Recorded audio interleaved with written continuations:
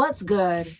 Welcome back to Black and Published, a podcast for writers, poets, playwrights, and storytellers of all kinds. I'm your host, Nikisha Elise Williams, an award-winning author, two-time Emmy Award-winning producer, publisher, all that good stuff. Today, we're talking with Dr. Kimberly Mack, author of Fictional Blues, Narrative Self-Invention from Bessie Smith to Jack White. Dr. Kimberly Mack is an assistant professor at the University of Toledo, where she specializes in African American literature and culture, 20th and 21st century ethnic American literature, autobiographical narratives, and American popular music. Her book, Fictional Blues, was published by the University of Massachusetts Press as part of their African American Intellectual History series. Kimberly's second book, The Untold History of Early American Rock Criticism, about the Black, Indigenous, and people of color and white women who helped develop American rock journalism during the 1960s and 1970s, is under contract with Bloomsbury Academic. And her third book, 33 and a Third, Living Colors Time's Up, will be published by Bloomsbury in spring 2023. Kimberly is also a creative nonfiction writer and music critic.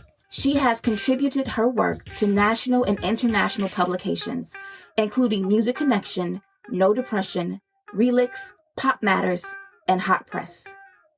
In this conversation, we discuss Kim's revelation that she was a writer at the age of 9, her fraught relationship with journalism, how her love of rock music led to her discovery of the blues and writing her first book, and why at the end of the day, she wants you to remember that she is a storyteller, period.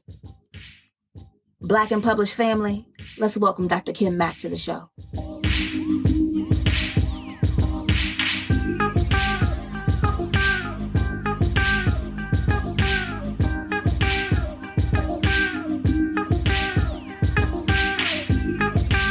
So Dr. Kimberly Mack, thank you for joining me on Black and Published today. Thank you for having me. No problem. So, excuse me. I always like to start the interview by asking, when did you know that you were a writer? Yeah. So I was kind of a precocious kid. According to my mother, I was reading around 3, and then I think writing came pretty quickly after that. And I was always really interested in stories. I loved reading stories. I remember writing a lot of stories as a kid, like as early as first grade. And then somewhere, I'm pretty sure it was 9 years old, was when I first told family members that I wanted to be a writer when I grew up. And I don't know why, but I do remember having this kind of interesting or weird relationship to writing or talking about it, because I remember a relative asking or saying after I said I wanted to be a writer, "Oh, you want to be a journalist?" And I remember at the time actually being kind of a little bit frustrated by that. And it's funny in retrospect, because I did become a journalist. I became a music critic and journalist, and I still do that. In addition to being I do other kinds of writing too. And, but for some reason I guess I just didn't really understand at that point what storytelling was, and that stories could be told in many different forms and styles. So I think in my mind, it's like, oh no, I want to tell stories like the ones I read in the books I love, and I want to do creative writing. And that's what I thought I wanted to do. And so I remember having a weird relationship to journalism really until later. Even when I was a teenager, I was still like, I don't want to be a journalist. I don't want to write about other people's stuff they're doing. I want to do stuff, but I just didn't understand that storytelling is storytelling. So I find that a lot of the people that I've talked to who have eventually gone on to do creative work always started with journalism, myself included. Do you think that's because, I don't know if it's like this in other households, but that because in Black communities, we don't often see people who are like actual creative writing authors enough beyond the few big names we get a year, that we don't even Like we know those people exist because they write the books that we read, but we don't really know how to get there. So it's okay, well, I want to be a writer. Well, there's the newspaper, there's the Ebony, there's the Jet, there's the Essence. So I'm going to be a journalist because that's what's tangible. Yes, I think that's true. Um, and I think that probably, I didn't know any of that at the time, but I think that was kind of what was fueling my frustration with it, because in my mind, I was thinking, well, I want to write stories like the ones that that mommy buys me, like I want to write those stories. But yeah, I think it was to some degree just not having the the sense that that's something that's available, and just more like, oh, here's the tangible, and also just practical, right? Like it's much more practical, I think, to think about, you know, being a journalist than it is being a novelist or a memoirist or any of those other things. If someone's going to say they're going to be a writer and they're 9 years old, that being a journalist is something that you can, it's tangible. It seems almost like more of like a real job in a way, I guess. So then going from like 9 years old and knowing you wanted to be a writer, a creative kind of writer, having a weird, almost like love-hate relationship with journalism, how did your journey take you to becoming a scholar at this point? Yeah. So I've had quite the journey in my writing life. And so I continued through school writing, and I actually did become eventually the editor of my school newspaper. And then, but still having this weird relationship with journalism. I want other people to write about the books I write. Again, not understanding that journalists tell stories also. And then I ended up going to NYU undergrad for playwriting and screenwriting. I was in Tisch School of the Arts. And I just grew up adoring musical theater and theater in general, but musical theater in particular, and musicals, I should say. And so, yeah, I was all about being a playwright at that time, and then that morphed into screenwriting, and then so that's what I did through college, and my senior thesis was a screenplay, and then post college, I worked in film production in New York City. And then at some point I wanted to get back to prose. So then I pursued an MFA in creative writing, and I moved to Los Angeles, and I did an MFA, and interestingly enough, I was doing fiction at the time when I was doing the MFA, but I do nonfiction now, creative nonfiction. That's what I do. But I did fiction. I focused on fiction in the MFA program. And then I knew I wanted to have a job, like I wanted, I was no longer doing film production. I didn't want to be in film anymore. So I did the weird thing and I moved to LA when I didn't want to be in film anymore. But I knew that I wanted to, teach and have a career that was going to allow me to use my brain, but also have some space to do work too, to have my writing supported. But I really didn't understand how academia worked at all. I still marvel at being in the position I'm in now because I really didn't know what I was doing. But I did the MFA to become a better writer, but also I knew that was a terminal degree and I could teach with it. But I didn't really know how academia worked. And so then I was a adjunct, and I was teaching, part-time, multiple places doing that thing. And then at some point I hit a ceiling, and then I learned like, oh no, if you want a job, like a full-time job in academia where you will have summers to write and that sort of thing, then you need to do a PhD. And I had an idea for a book that I wanted to write that was more along the lines of involving music. In the middle there, I became a music critic in between there. Oh, we're going to go back. We'll come back to that, journalist. But then I just had this idea of a book that I would need more training. And so I thought, okay, so I'm going to try to do a PhD. And I was in Los Angeles, and I ended up going to UCLA. So I did my PhD in English at UCLA. And I ended up having a wonderful advisor who became my dissertation chair and mentor, who knew I had been a music critic and journalist, and who knew that I was interested in life writing and memoir. And also, obviously, I was in a English department, a literature department. So he said to me, and I'm going to shout him out because he's amazing, Richard Yarborough. He said, unprovoked, when we were starting to talk about what this dissertation might look like, he said, I don't want you to think that you need to just kind of like disconnect all these parts of you, and be a music person over here, and a life writing person over there, and a literary critic over here, a literary scholar. If you can find a way to bring music into your dissertation, then I think you should do that. And so I ended up creating a project that brought all of these things together. And that project eventually became this book that I have now. Okay, so that's a lot. So first, where did you go for your MFA? So I went to Antioch.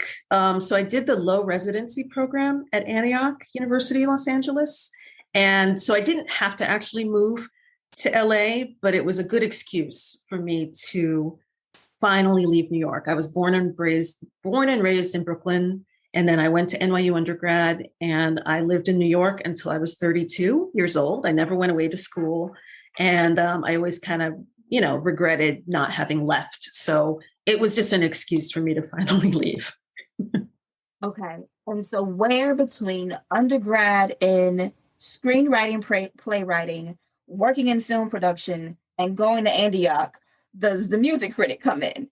Yeah. Because that's a whole career.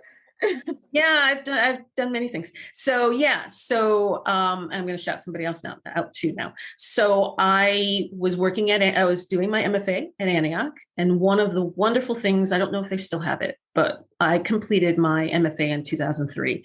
But at that time, they had something called a field study, and you needed to do working with a mentor, somebody who's in the field doing this thing related to writing, but something you haven't done. And I decided that I always wanted to be, involved in music in some way. And once I got over my weird, I don't want to be a journalist thing, sometime in my 20s, I was like, I think I really want to, do the music critic thing. And I didn't really understand, as I said, I had that weird thing with journalism, but I think I didn't understand the difference between a journalist and a critic. And anyway, but I was always interested because I grew up loving rock music, and my mother loved rock music, and she had Rolling Stone and Cream magazines and rock magazines in her, around the house. And I grew up reading them and devouring them. And, and just wanting to learn more about these incredible stories of these incredible rock stars and the writers themselves. It was a time when the writers themselves would put themselves in the story. So I was just really enthralled with all this cool storytelling. So it was in the back of my mind that I would want to be a critic at some point. So when the field study thing came up, I thought, oh, that's it. So I'm 32, and I'm thinking, well, if I'm ever going to do it, I better do it. And so I ended up doing this mentoring thing with Greg Tate, who is a legend, and he was at the Village Voice for a long time, and also wrote for Rolling Stone and other places. But he's a Black writer who did a lot of writing about rock and a lot of other things in hip hop too. But I just totally admired him, and I got to work with him. And then from that point on, I started, first I was working for free, and then eventually I started working for pay and just, freelancing. And so I did that. And I still do that. I recently did something for No Depression just last year. So I still do it. Yeah. What was your favorite genre of music to write about when you were doing music criticism? Rock music. Yep. Yeah. And so, I have this book that, we'll talk a little more about. That's more of the kind of like a critical, scholarly book. But I also have another book that that's upcoming, and it's in the 33 and a third series, which is those small books about records. And so I'm going to be doing one on Time's Up by Living Color. And I'm a big, I'm all about rock, and I'm all about Black folks in rock and Black folks involved in rock. And so I'm kind of like preaching the gospel of that at the moment. So then, if your favorite genre is rock, and then you get to this PhD program where you're integrating all sides of yourself, how do you get to the blues? Oh, such a great question. Well, so, all right. How do we get to the blues? So the blues, of course, is where rock came from, So rock came from the blues, and then rhythm and blues. And this is the thing. This is what's so important to me right now about really talking about this and getting this out there, is that when I was growing up, I thought I was an interloper. Like this is what was natural because my mother really loved rock music. And she was born in 46 and loved rock and roll, and then just stuck around for rock when rock, I don't understand why, suddenly became white. Was never white, but it became that. But she continued to love it. And so I just grew up with it. And I loved it too, but I thought I was an interloper. I didn't really understand that, that rock music was Black music. I thought it was white music. So I was really, really into it. And as I said, really into these magazines and really into these stories, and just sort of like the bombastic way that the writers would, kind of talk about rock, and again, the writers would mythologize themselves. And I thought this was all kind of new. And then I discovered that actually, this is what blues people did, and this is all kind of coming out of a, sort of a storytelling, self-mythologizing, persona building blues tradition. And I didn't know a lot about the blues. I didn't grow up. My grandmother liked it a bit, but she didn't play it much. So I knew what the blues was, but that wasn't what I was hearing in my house. So later when I was thinking about popular music and knowing that I wanted to bring popular music into my research, I just thought, I want to talk about stories. I want to talk about life writing. I want to talk about memoir. I want to talk about autobiographical expression. And I was interested in myth and all these things. Well, why not the blues? It makes sense. And so I kind of did it backwards, because I knew all this stuff about rock, but I didn't know as much about blues. And so I did it the opposite. But obviously they, all the rockers, they got everything they learned, all the stage stuff, everything was coming out of that. I flipped it, but you really need both. They both work in concert. So it makes sense for me to have, learned a lot about both. Would you say that rock music is to the blues what hip hop is to R&B? Mm-hmm. Yeah, that's an interesting way of putting it. But I also say that I actually think that the blues is also a precursor to hip hop, in much the same way. I think that the blues is also, in terms of the storytelling, in terms of the, all the stuff that I talk about in my book, and I'm talking about the current book, the fictional blues book. I think you can apply it. I think it's portable, and I think you can talk about hip hop in a similar way. No, as you're talking, I keep hearing the Kanye West Jay-Z song where they sampled Otis Redding, and Kanye was always known for his samples, and I cannot think of the name of their song, but I know it's Try a Little Tenderness. Yeah, Find a Little Tenderness, and then they sampled it for the Watch the Throne album. So that I keep hearing that refrain, and or even what Nas did with his father, several albums ago. But his father was playing harmonica or some instrument on it, it was very bluesy, and makes me think of that. When did you make the connection, or where in your research did you make your connection that I love rock, but that's not the beginning of the story? Yeah, I mean, I wish I could say I knew that when I was a kid, but no, that definitely came later, and that definitely came, yeah, probably sometime in my 20s somewhere is when I learned that, and it wasn't until my 20s somewhere, and probably on the earlier side, but 20s, before I recognized and really fully understood that that rock music belonged to me as much as it belonged to anybody else. As a Black person, it took me a while to get there, and I didn't really fully, there were good rock stars who were very clear about their influences and weren't appropriators, and then there were bad rock stars who were the epitome of that, because they would erase. I'm not going to say who, but yeah, I mean, everybody knows who.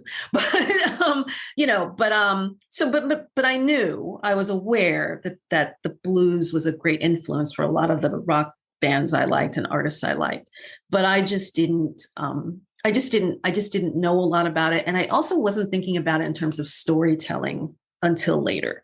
It just took me a while to get to. It just took me a while to get to, again, the myths. And, I think one of the things that attracted me to rock was, the performance, right? The personas, the larger than life characters, and again, just these, the big mythologies of the bigness of a lot of the artists. But I didn't know that the blues folks were doing that. And a lot of them were getting it from them until later. But as soon as I learned that, then it was like, okay, no, I need to know all about this. And, in 2011, so I entered my PhD program in 2007. 2011 was when I started doing the serious work of figuring out what my dissertation was going to be. And then I did, like 2 years of really intensive research on blues, and did a massive sort of epic 17-day trip to Clarksdale, Mississippi, and Oxford, Mississippi, and Memphis, Tennessee, and Chicago, Nashville. I think that's it. And, and I went by myself, and, went to archives and museums, and, just did the whole thing as part of that. So I had a bit of a learning curve. I mean, I had a very strong foundation, again, in rock and roll and rock music, and pop music to some degree, but I didn't have the foundation in blues. So I had to kind of learn it, and then bring it all together with the other things I wanted to talk about. So that was a good, 4 years of just working on getting to the point where the dissertation was done. But then my book actually, I want to say, is it came out of the dissertation, right? But I think something like 30% of it remained. So the book is actually a new thing. It's like a different, similar framework, but a different book. I just want to say that. How far back into blues history did you go? Like, give me a year. Yeah. So I start the book with Stegley and the whole myth of the bad man. And so that's going back to 19th century, the very end of, like 1895. So. Wow. And you said that the book has now become its own entity. It's only in maybe 1/3 of the dissertation. What was your process from going from scholarly dissertation that you're defending to creating this narrative nonfiction work, creative nonfiction work that is, yes, it's an academic thing, but it's people can pick it up and read it like The Warmth of Other Suns or something. Well, yeah, and that is my goal. That is, I have been committed to that, invested in trying to do work that is smart, but also readable.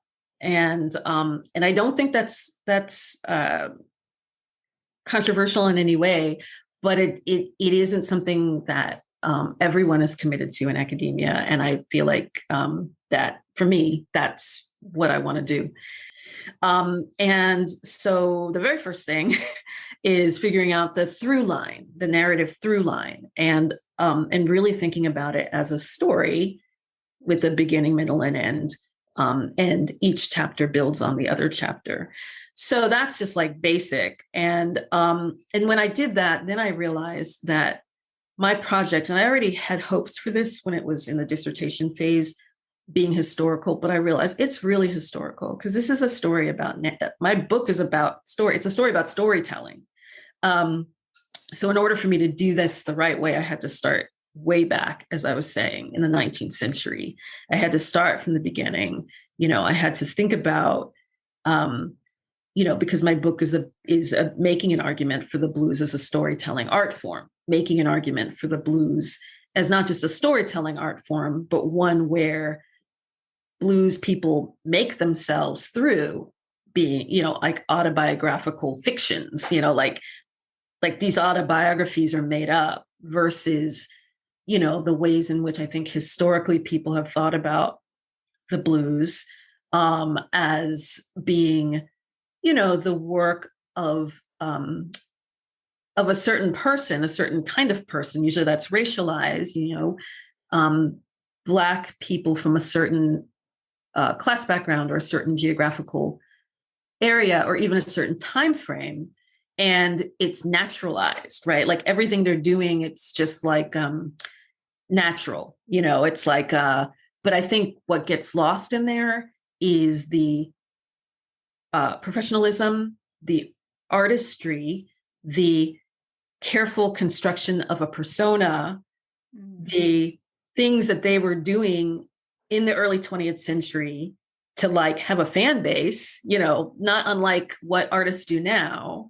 And I think it got romanticized and made to be something that it wasn't quite, so I'm really interested in, how did folks make up stories about their lives? How did folks, build personas to make people want to come and see them at the country dance, like how did they do this?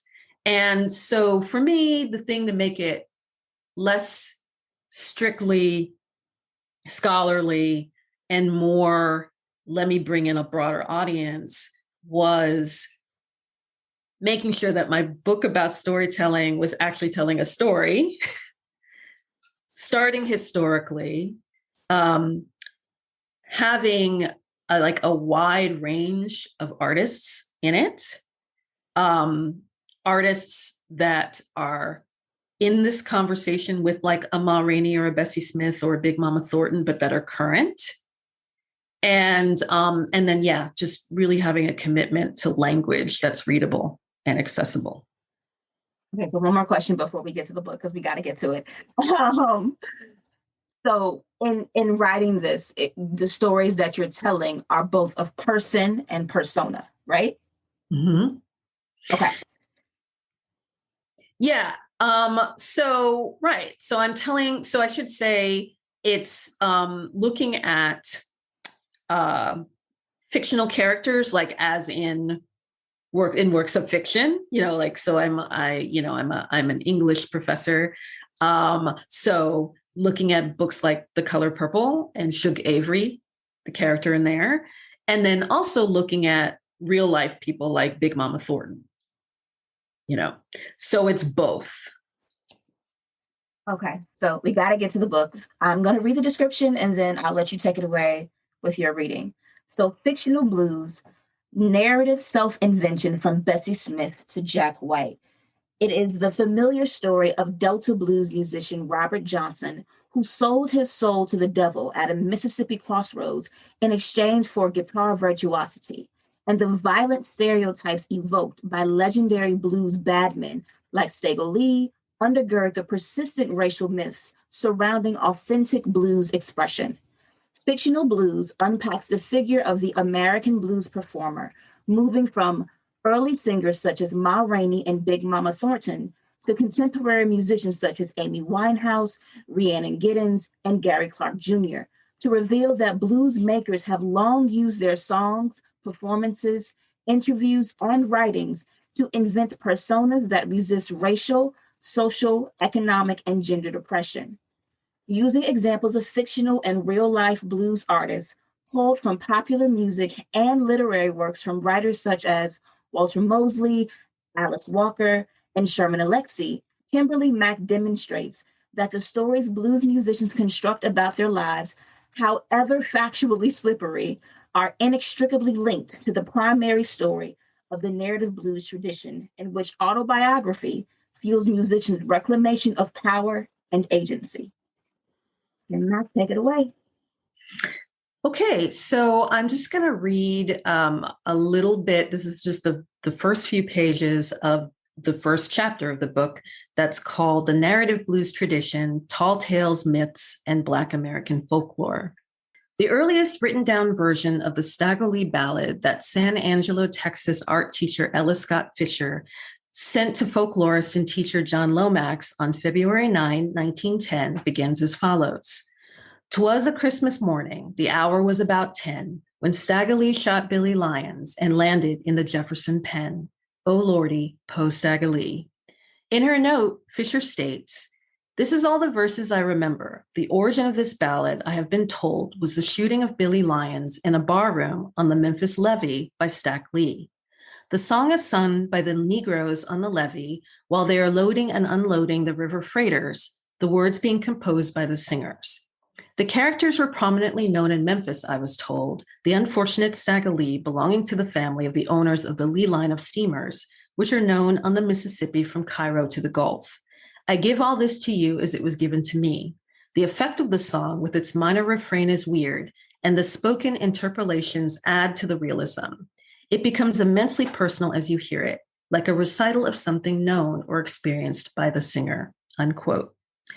An incomplete record of the ballad, just 10 stanzas, was later included in American Ballads and Folk Songs, published by John Lomax and his son Alan Lomax in 1934. The ballad tells the dramatic tale of an African-American bad man named Stagger Lee, who shot another Black man called Billy Lyons dead on the barroom floor with his .44 Gatling gun. This early version was based on the real-life story of William Lyons' shooting death at the hands of Lee Shelton, a.k.a. Stack Lee, in a St. Louis, Missouri saloon on Christmas night in 1895. However, it did not include details that would emerge in later published versions and in earlier variants circulated orally, reflecting the true events of that evening. One missing detail in particular stands out: the fact that Shelton killed Lyons in part because of a Stetson hat. And according to a story on December 26, 1895, in the St. Louis Globe-Democrat, quote, when his victim fell to the floor, Sheldon took his hat from the hand of the wounded man and coolly walked away, unquote. Stagger Lee, Stack Lee, Stack Lee. These are just a few of the names for the folk hero whose story, the essence of which is unchanged from song to song, resonates for generations of Black people in general, and Black men in particular. The Staggerly Tale has been performed as songs and instrumentals in a jazz style by artists such as Duke Ellington and Cab Calloway, as a blues song by more than 100 bluesmen and women, including Ma Rainey and Mississippi John Hurt, and as an R&B or soul song by Lloyd Price, James Brown, Wilson Pickett, Ike and Tina Turner, and the Isley Brothers. In the version of the Staggerly ballad that circulated during the 1930s in Texas and Louisiana, one collected by John Lomax, after Staggerly goes to prison and he briefly runs away, he's recaptured and killed by Chief Maloney. While in real life, it appears that Shelton, who was involved with the Democratic Party, and Lyons, a member of the influential Republican Party, had a deadly argument over politics. In this version and in others, the two spar over a gambling disagreement. In this variant, Staggerly has a reputation that precedes him. When the police chief comes looking for Staggerly in the bar, he finds him, quote, drunk and lying on the barroom floor, unquote. When the chief asks the bartender who that is, the bartender replies, quote, speak softly. It's that bad inn, Staggerly, unquote. In this iteration, there's a mention of the hat. Quote, slowly Stack walked from the table. He said, I can't let you go with that. You win all my money and my milk white Stetson hat, unquote. He is no longer the post-Staggerly from the version Miss Fisher gifted to John Lomax. He is now a bad inn who is feared by the teller, the local community, law enforcement, and even ultimately the devil. The hangman put the mask on, tied his hands behind his back, sprung the chap on Staggerly, but his neck refused to crack. Hangman, he got frightened. He said, Chief, you see how it be.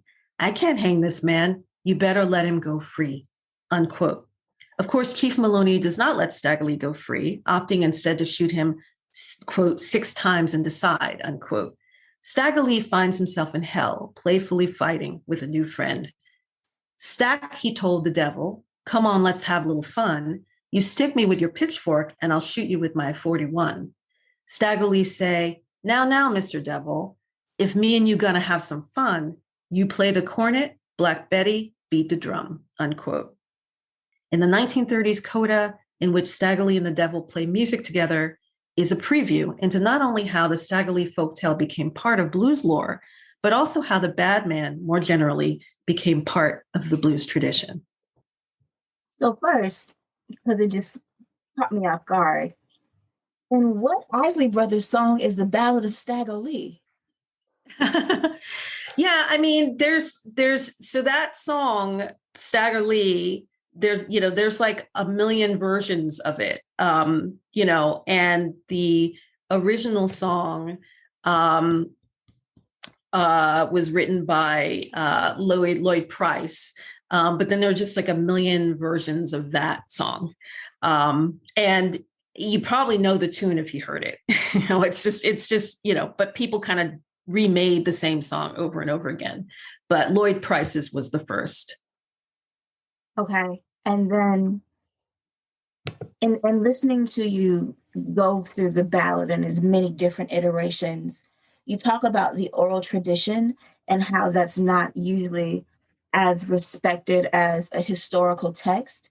But do you feel that in Black culture, African-derived cultures, that the oral tradition is what keeps the culture going? Because you said it has the potential to correct the record or disrupt it. Yes. Yes to all of that. Yeah, no, and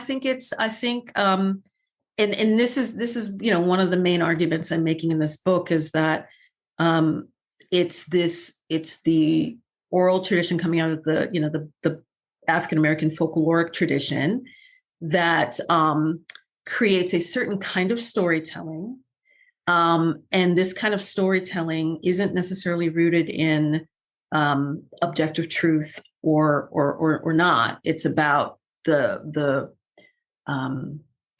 strength of the storytelling itself, and it's about the again having just enough there, but not the whole thing there, so that other people can participate, and it's a collective storytelling, and and it gets passed down over time, and it moves across time and space.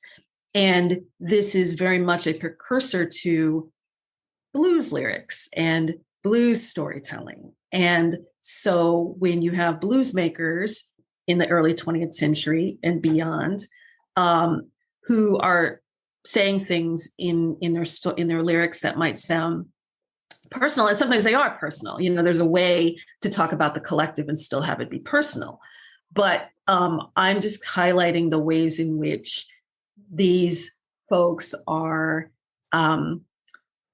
very consciously creating narratives that they are sharing with their audiences, while also simultaneously creating sometimes personas, and I'm thinking about whether it's, Robert Johnson, you have the whole Crossroads tale that he allegedly sold his soul to the devil to be a better guitar player, but you have someone like Petey Wheatstraw, who, had the moniker, the devil's son-in-law, and also known as the High Sheriff from Hell. And so I'm drawing a line here between the Stagger Lee, where at first Stagger Lee was, a guy who killed another guy in a bar over a Stetson hat. And eventually, in that later variant, he's hanging out with the devil. And, so those things get fused. So he's a bad man who's so bad that the devil, there's later variants where the devil's afraid of him, right? And so this all kind of comes together, and then you get the bluesmen, and then you get the devil, the bedeviled bluesmen. So there's a line from Stagger Lee to this blues kind of expression, and then it goes from there.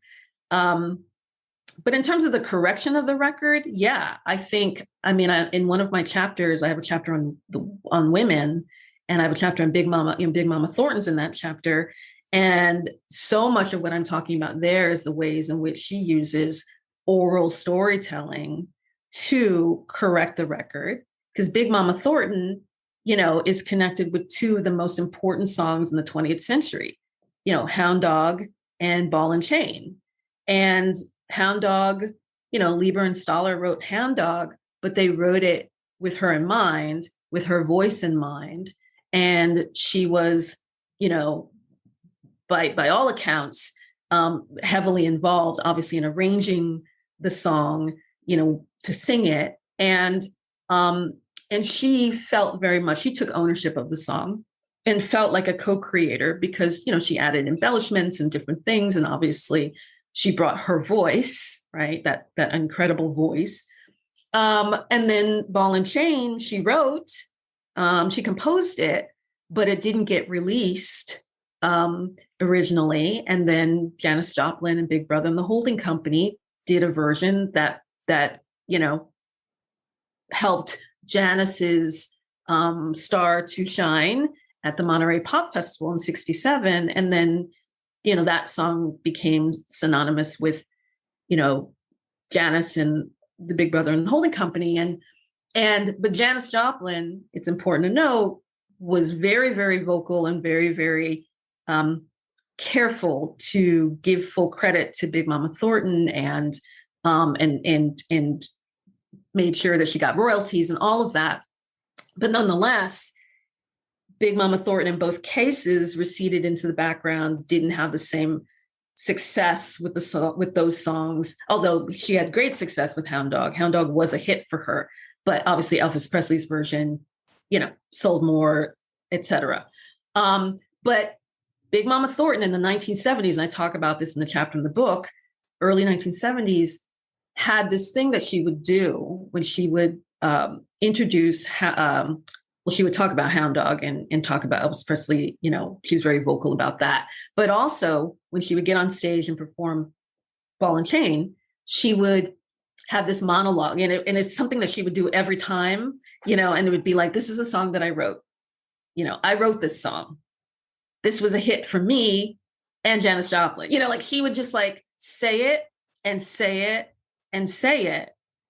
And it was her way of making sure that people understood that she had an important role in both of these songs, and ownership, taking back ownership, and also highlighting her important role in not just the history of blues music, but also the history of rock and roll, right? And so she did this, and it was so effective that over time, I think people saw Hound Dog as hers.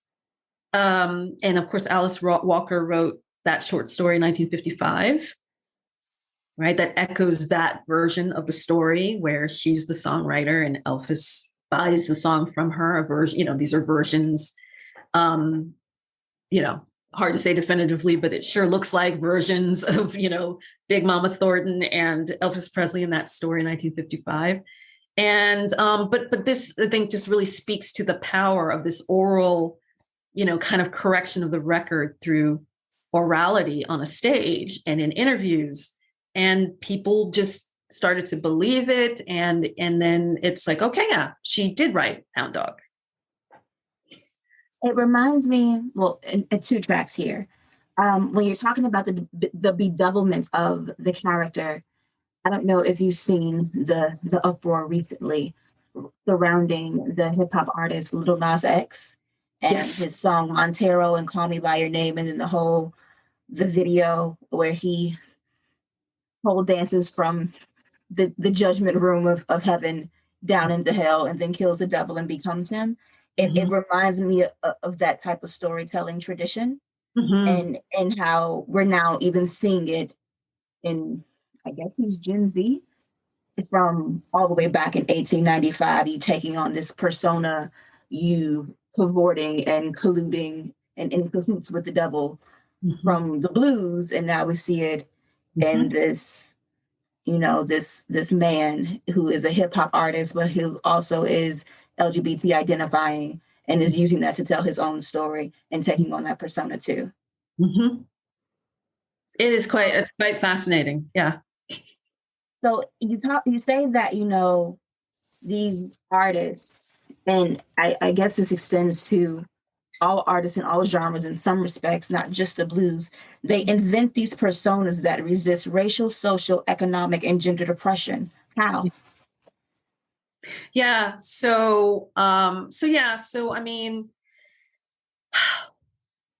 Big Mama Thornton is an obvious example, but another example which I can pull from the fictional work is, and this was something that I really kind of enjoyed exploring in The Color Purple, and and thinking about Shug Avery, who is, the timing in The Color Purple is like, it's really hard to know where you are in terms of what historical time frame is it, but it's something like 1919 to 1949 that novel spans. So, but at the beginning we get Shug Avery, who's really supposed to be like a classic blues player. She's supposed to be like a Bessie Smith or, something like that. She's transgressive and not respectable, and causes moral panics in the town, et cetera, et cetera.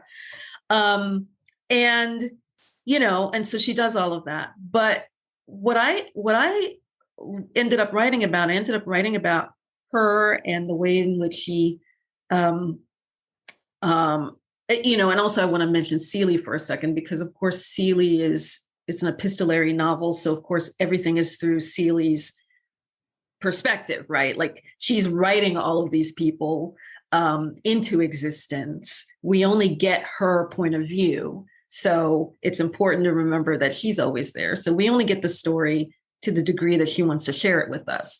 But what she shares with us is this idea of Shug,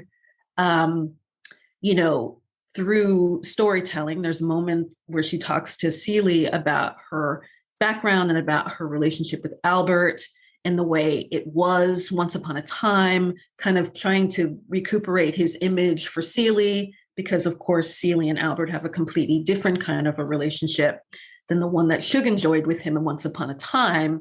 And so there's this moment where she's talking about her background and Albert and the humor he had and the dancing and all of that. And this whole thing where she gets to also talk about the way Albert's father wouldn't accept his son's paternity and, assume that Shug was a tramp or whatever. And that, there's no way that she, that they could trust her. And so she takes this opportunity to talk about that orally to Seeley and get her side of the story told, to get her side. out there. And so there's that, where she resists this patriarchal oppression. And this idea that because we don't know who her daddy is, that's how Albert's dad puts it, then how can we trust her? Because we can only trust her if men have vouched for her in one way or another, or men can speak for her. So there's that, but also I spent a little time talking about Squeak, and that I particularly loved discussing because Squeak doesn't get written about. I don't think Squeak has been written about before, and so as far as I know, and so I talk about Squeak as and she becomes a blues woman in this text, and she, and this of course happens after her trauma, after being raped by her stepfather, but she becomes a blues woman, and it's not even necessarily she does it by singing, but but my argument in the book is that she does it as much through storytelling by reclaiming her name. She kind of does it the opposite way. Blues folks have these really exciting monikers, right? But she was Squeak and then becomes Mary Agnes. Yeah. Right? Like when she gets to the point where she's ready to share her voice and take back her power, she says, "Call me Mary Agnes," So I talk a lot about how she uses narrative and storytelling to be a blues woman as much as she's using singing and sound. Wow. There have been so many iterations of The Color Purple that I thought of the movie, the play, and the book all at once. There's a line in the play where, right before Sugar Avery comes on and does her number, where the chorus of women harmonize, "She's a woman of low moral character," that I remember, that just really makes me laugh. So I want to transition into a quick speed round, and then I'll let you go. So who is your favorite author? Oh my gosh, that's so hard. I have, I'll just pick one. It's hard to say this is, but I really, really love Toni Morrison. I'm a big fan of Toni Morrison.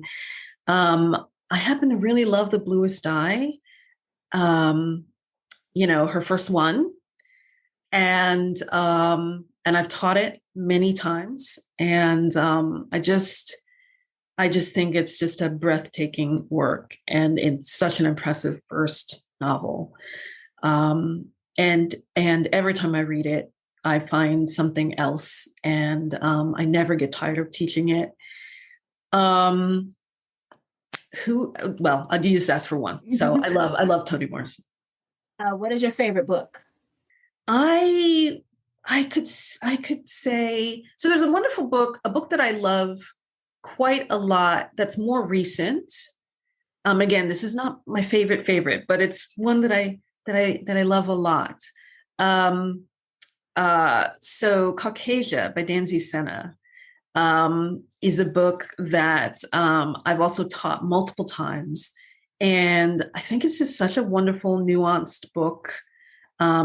I don't know if you're familiar with it, but it's about two girls who are biracial girls, half Black, half white girls, who are just a few years apart, and Black dad, white mom, and one girl looks phenotypically Black and the other girl looks phenotypically white. And the parents split, and the one that presents as white goes with the white parent. The one that presents as Black goes with the Black parent. And we're really in the minds of the one who presents as white.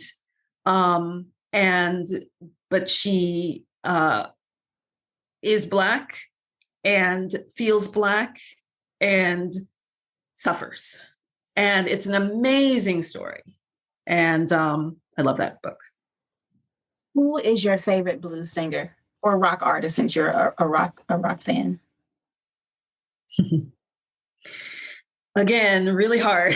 But in terms of blues, I really have fallen in love with Big Mama Thornton. And I always liked Big Mama Thornton, but I just have, in reading about her, learning about her, being in her world for a while, it also really, I've had a lot of empathy empathy for her in reading about her story.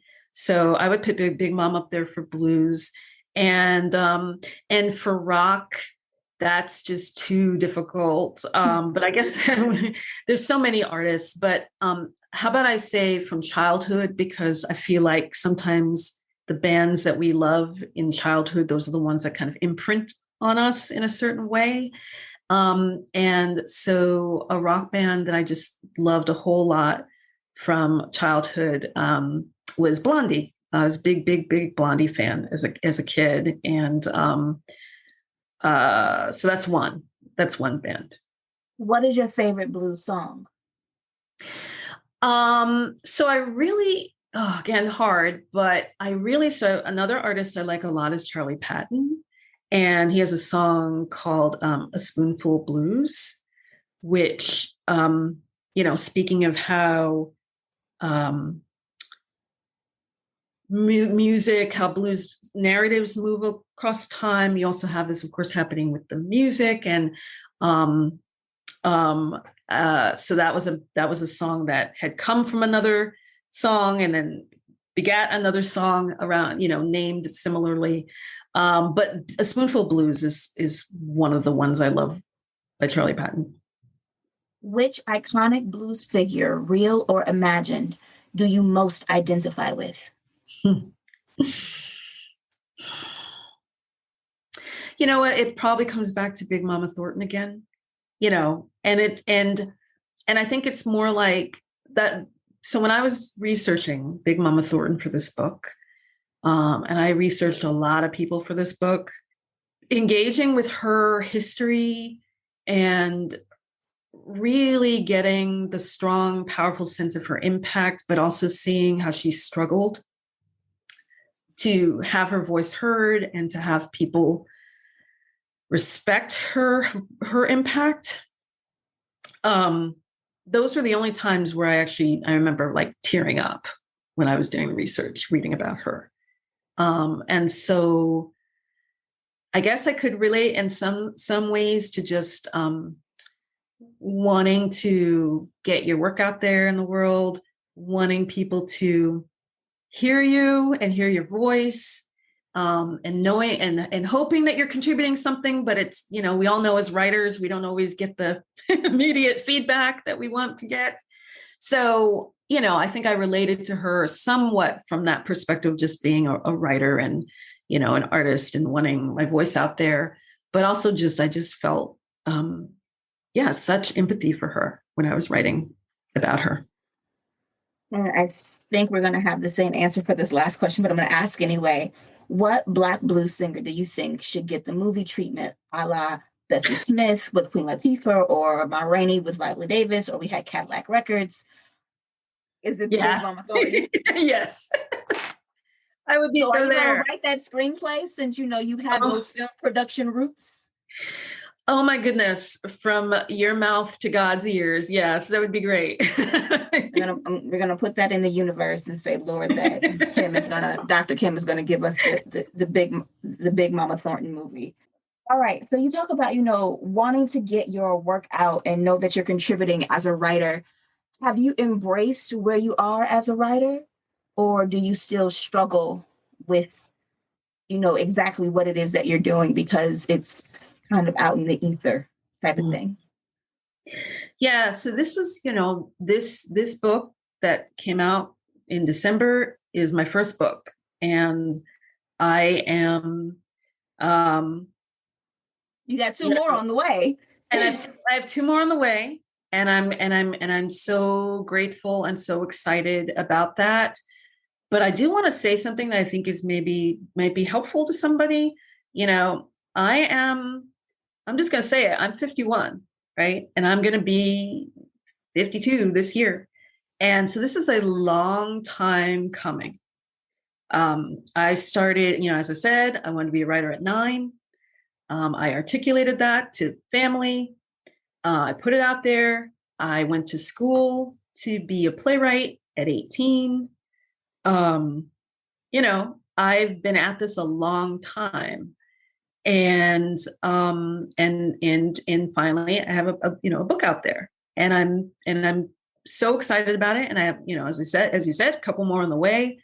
But I think it's important for people to I don't know, to hear these stories about folks who maybe publish for the first time a book. I published other things, shorter things, as a journalist in my 30s. But if your goal is to publish a book length something, to know that it can happen at 50. It doesn't necessarily have to happen at 30 or 25 or and if it doesn't, that means it won't happen. It can happen. But yeah, this is a long time coming. And I'm having all the feelings still of that first book. And, I want people to read it. I want people to know about it. I want to get it out there as much as I can. I want people to not be afraid of it. It's a university press. And so somebody might be like, oh, that means it's going to be, jargony and hard to read, but it's not. I promise. And I hope if you like stories and storytelling, which anyone who's listening to this podcast does, that you might give it a shot. I'm just going to make a note. If anybody is afraid of a university press or book that they think is going to be academic, remember Deisha Philyaw from episode 3. Her book is on a university press, and it's fiction and short stories. So do not be afraid. Last 2 questions. Do you see writing as your creative pursuit still, since you've done so many other things and you're in academia, or do you see it as your career? Oh, wow. That's an interesting. Well, yeah, no, I see, and correct me if I'm wrong, but it sounds like you are making that distinction between academic and writer. Am I wrong? In a sense, like, yes, you're a professor and academia has fed you. Mm-hmm. So is writing still like the side hustle and not the main pursuit, or is it the career? Like, yes, I teach, but I teach, but no, this is what I do. Yeah. Oh gosh. Yeah. I mean, and I've been asked this before, like, do you consider yourself a writer, or do you consider yourself an academic, or do you consider yourself a writer? Do you consider yourself a scholar? I feel like at this point, I should say also, and I didn't mention this, but I also am working on a memoir, right? And I had a piece of that was published by Long Reads last year, called Johnny Rotten, My Mom and Me, which is about my mom. My mom is now no longer with us, but it was about, how we used rock music to bond and cope with a lot of turmoil in our lives, and trauma. So I still have that too. But for me, all of these things all connect now. Everything I do now, they're all just stories to me. Now they're all just connected to writing, to music in one way or the other, whether it's scholarly, whether it's journalism, or whether it's creative writing, the memoir, or, narrative nonfiction. But in terms of your question, I'm a writer. I feel like that's what I am, but I'm also a teacher, and I'm also a colleague, and I'm also, I do these things too. But I feel like the thing that gets me up in the morning, the thing that, propels me through my day every day, is this opportunity to tell stories. And when I'm teaching, I get to engage other people's stories, right? And I get to participate in that. And that's really wonderful, and introduce my students to these stories, which I think are really important. But yeah, I feel like I'm a writer. Okay. And so, final question. You are a self-proclaimed writer since age of 9, claiming it again at 51. You've got 2 more books on the way as well as a memoir. So when you're dead and gone, what would you like someone to write about your lasting literary legacy? I would hope, what I would love is if somebody would say something about maybe the moving between these different forms, different approaches, and maybe seeing that we don't have to put such strict categories around things. That actually, maybe that could be a small legacy. If somebody were to talk about my work later, that the through line is music because I'm obsessed with it. But, if I write a piece, a journalistic reported piece for No Depression one week, and then I'm working on, the post-production or the production on my scholarly, creative nonfiction thing. And then I'm also simultaneously working on rewrites for my memoir. I don't actually see them as all like distinctly different. I feel like they're just different modes of storytelling. And I would hope that that would be something that people would notice later, that, oh, she was a writer who worked in all these different genres and had all these different approaches, but she was just a storyteller. And that's cool. Thank you, Kim. Thank you. Thank you so much. No problem. Big thank you to Dr. Kimberly Mack for being here on Black and Published today. Make sure you check out Dr. Kim's book, Fictional Blues, Narrative Self-Invention, From Bessie Smith to Jack White, out now from the University of Massachusetts Press. And if you're not following Dr. Kim, follow her on Twitter. She's at Dr. Kimberly Mack. That's our show for the week. If you like this episode and want more Black and Published, go ahead and hit that subscribe button on your podcast platform of choice. And if you like what you hear, leave us a rating, a review, a comment. Let us know who you'd like to hear next on the show. You can also follow Black and Published at Black and Published on Instagram and Twitter. That's BLK and Published. And to keep up with me, head to my website, newrights.com, www.newrites.com, or follow me on Twitter and Instagram. I'm at Nikisha_Elise. That's our show for the week. I'll holler at y'all next time. Peace.